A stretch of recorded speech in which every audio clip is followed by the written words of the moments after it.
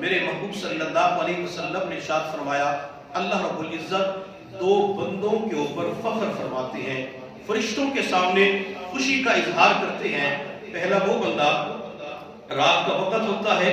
اس کے پہلو کے اندر یہ ساتھ لیٹی ہوئی بیوی ہوتی ہے، وہ اپنی بیوی کو چھوڑ کر گرم بستر کو سائڈ پہ رکھتے ہوئے ٹھنڈے پانی سے وضو کر کے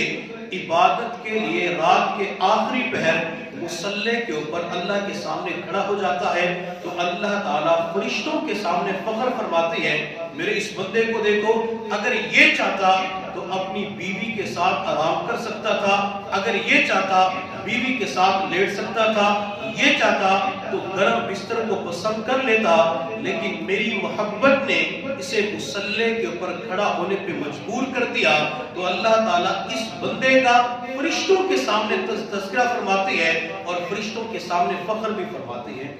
دوسرا بندہ میرے محبوب صلی اللہ علیہ وسلم نے ارشاد فرمایا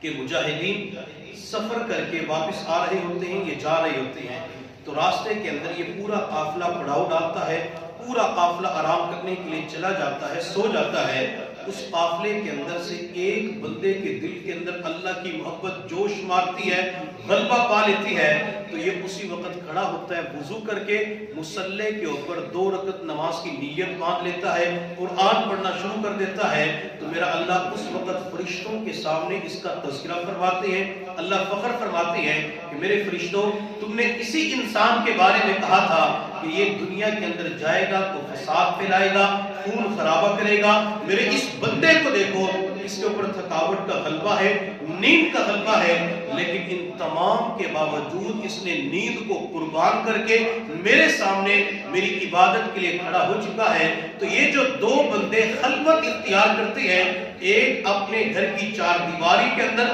خلوت کو اختیار کرتا ہے اور دوسرا کھلے راستے کے اندر آسمان تلے اللہ کے سامنے جب خلوت اختیار کرتا ہے تو اللہ خصوصی طور پہ فرشتوں کے سامنے ان کا تذکرہ فرماتے ہیں۔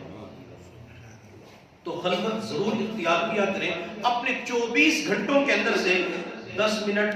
15 منٹ 20 منٹ آپ تنہائی کے اندر بیٹھ جائے۔ میں آپ سے یہ نہیں کہتا کہ آپ مسجد کے اندر بیٹھیں، مدرسے کے اندر بیٹھے، خانقاہ کے اندر بیٹھے،